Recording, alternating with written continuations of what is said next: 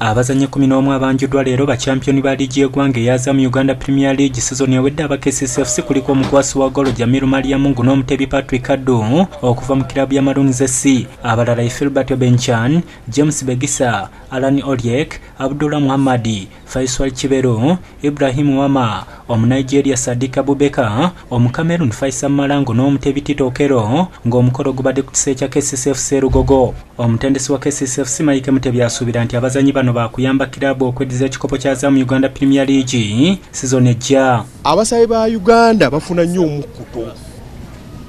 Bino kesi byekoze la season. Abasambi bafu abamu. Bafuna omukkuto balinga baatuuke Mecca, balinga baatuuke Rome. Now oyina okufuna bano abatonga balungi bapuushinga.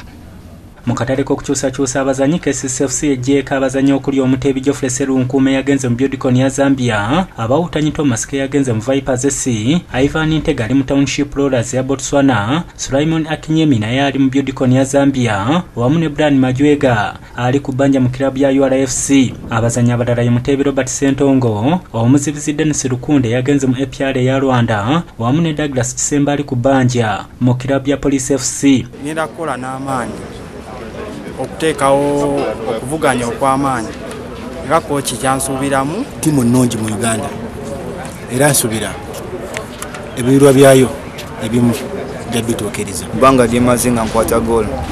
It's all about kukola n'amaanyi nnyo.